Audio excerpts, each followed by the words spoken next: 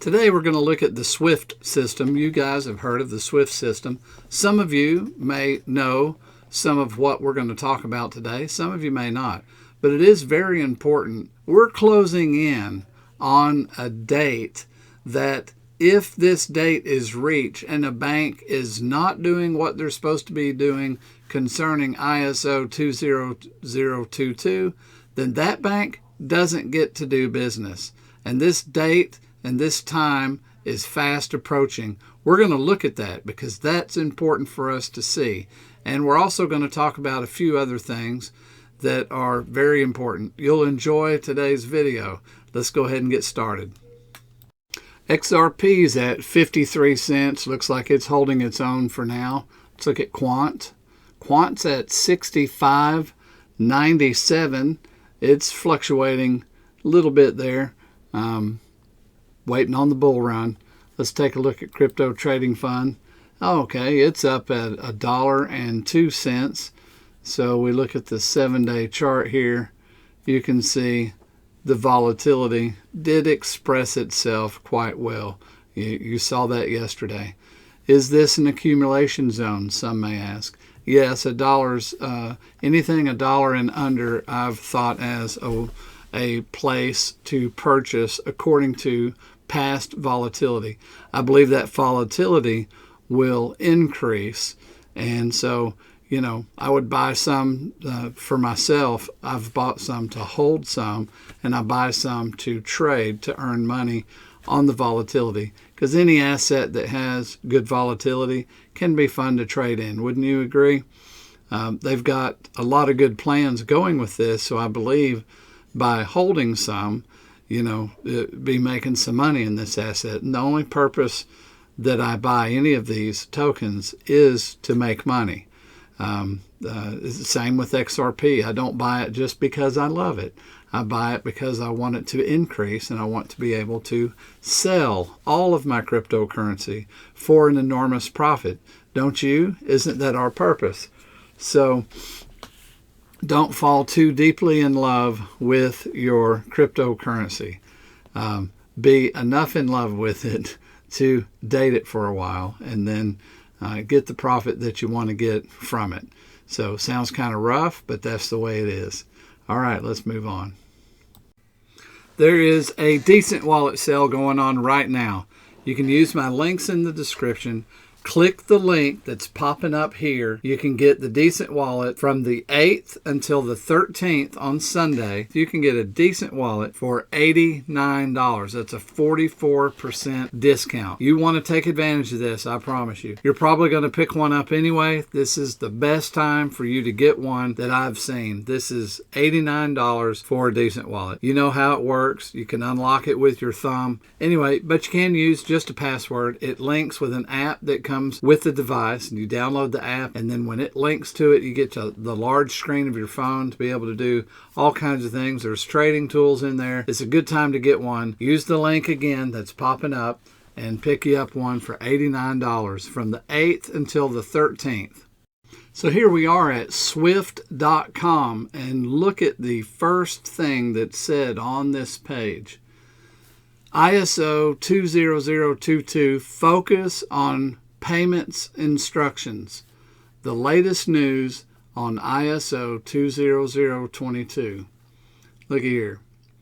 The SWIFT board has reconfirmed the community's commitment to November 2025 as the end of the MT ISO 20022 cross-border coexistence period for payments instructions.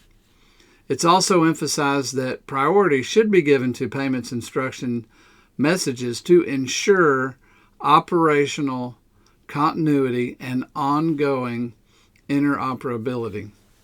So what is that saying? It's saying right now you can use both ISO 20022 and the old SWIFT system, but you will not be able to do so as of November 2025, which means everybody that's using the old SWIFT system and hasn't switched, you basically have 12 months to do so. So this is going to be a real important next 12, 13 months, isn't it? We're probably going to see a whole lot of things happening, which brings us to a few conclusions about a couple other things that we'll talk about. It's easy to maybe understand the SEC trying to stop XRP Ripple from moving forward, being that they are an arm of the Treasury and they want the US dollar to remain as the currency. It's effectively used as a bridge currency through the Bank of International Settlements. Everything is transacted, or many things are transacted in the dollar using banks in the Bank of International Settlements, a ring of banks that they have, where countries send their currency, convert to the dollar, then send the dollar to the country they're wishing to do business with or pay, and that country receives US dollars, then converts it to their currency. Sounds familiar, doesn't it? So when XRP is talking about replacing all this, wow, we can see why it's a head turner. We can see why maybe there is extra fuel in the fight for the SEC for reasons that are unannounced. Maybe conspiracy reasons. What do you think? You think it's a conspiracy? Let's look a little bit deeper into the SWIFT system. Scrolling to the top, we see here their standards. Let's go to their standards. Their standards are enabling efficient communication for the financial world. SWIFT standards works for the user community to specify and publish market practice rules and best practices advice on how standards should be deployed to meet particular business needs or to comply with regulation. The SWIFT Standards Group maintains several important message standards. The SWIFT MT standard, for instance, is used for international payments, cash management, trade finance, and treasury business. Working with the SWIFT community, SWIFT Standards operates the annual maintenance process for MT, which ensures that the standard evolves to meet changing market needs. SWIFT Standards, under contract to ISO, also maintains two open messaging standards, ISO 15022, which is used for security settlement and asset servicing, and ISO 20022, which is scoped to all financial industry processes. So you see it there. They have these two standards, and we know that they are talking about implementing these standards where you won't have another choice by November of 2025, which is very shortcoming. Very exciting to see that they're forcing this change for communication. So this is a communication standard, but only communication as a minimum, it's stated. So settlement and payment is extra. So people that will use XRP will get what? They will get all of it. They will get settlement, payment, and communication. So it's not just, they could do just communications and still pay in the same way. But why would they when you got, Brad Garlinghouse running around contacting all the banks saying, hey, we'll do it all. All it is a connection, an API connection. Here's the connection. Here's the software. You can do it all at once. This is why these 1,700 contracts are pretty exciting. This is why the idea of the flip of a switch, which isn't necessarily an actual switch, somebody walks over and flips, but it's going to be a reckoning of a whole bunch of moments that come together suddenly, and suddenly tons of XRP is going to be needed from the diminishing pool that is available. Originally, they wanted all of the coins used for cross-border. Here's a short video to show Brad Garlinghouse mentioning that. This is a question regarding XRapid. So it seems, according to your explanation, XRapid would use XRPs as a part of the transaction. Do you think that the existing issued 100 billion XRPs will be enough to cover once the XRapid service scales to a global full scale, or would there be a shortage? Well, so when XRP was created, this actually was created before Ripple existed. The creators of XRP decided there'd be 100 billion units because they saw it as rather than having a smaller number with a very high price, they saw it as something they wanted to be effectively a global reserve currency. I think the opportunity, well, there never will be more than 100 billion XRP. All the XRP that have ever been created have been created. So originally they had one case use, didn't they? They had just cross-border payments as their focus, as you saw him say. They thought of it as a world reserve currency. So they were thinking of it as having one job. Now, here's a couple things that we do know. There is no longer 100 billion XRP. What do you mean, Will? Well, we already know some have been burned, hasn't they? There is a burn cycle in there. It's not a tremendous amount, but it is a reduced amount, is a deflationary coin. And then I have mentioned many times all of the other deflationary ways that are deflationary items for XRP. What is a deflationary item for XRP? Well, if you start an RLUSD wallet, you got to use 12 XRP to open that wallet, and they stay in there.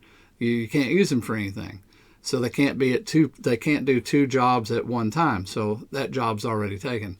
Also, there were XRP coins that were converted over to the XRPL network for NFTs. Well, all of those that were converted cannot come back. Those are gone. They cannot be used for cross-border payments. All of the coins held for people that are holding for it to go up in value that do not sell, those are not available for cross-border payments. All of the coins in a trust are not available for cross-border. All of the coins that will end up in these ETFs that have been applied for will not be available for cross-border. They can't do two jobs at once. So the ones that are available are the only ones that can be used by institutions. Those are the ones that will be the price driver of XRP. So when you have a smaller pool, those are the ones that all of the institutions are going to be fishing from, grabbing at whatever price it is, because price doesn't matter to them. Price matters to us. We'll be sitting on the sidelines enjoying the show. Hey, y'all fight over that. Because if they're going to move $1 billion, they need to move $1 billion. They don't care if that's 1 XRP or if that's 10,000 XRP or how many XRP it is. They don't care if it's a ton of drops or if it's one fat XRP. They're going to put it in the system. Well, as they're fighting for those coins, so to speak, supply and demand, your and my price is going to be shooting up. And we'll just be sitting there, and the ETFs will be sitting there going, woohoo! Now, what is that going to do? Well, that's going to help provide liquidity for institutions. How? Because we're going to be selling some of it, aren't we? Some of it's going to be being sold. And then the ones that don't care about how much the price is, because they're using it to move coins, will be the price driver of the ones that do care, like you and me, about the price. Anyway, I hope you like this kind of content. Please like and subscribe. Hey, those likes and those and sharing these videos really helps me out. I appreciate you watching. The first 3 minutes of my show generally is those commercials and those different things. So, if you just are totally hammered whenever you see that, like, oh my God, and you already know what I'm going to say, just skip over it. Just move forward about 3 minutes, and it's all good. You're all good again. All right? I appreciate you guys watching. You take care. I'll see you next video.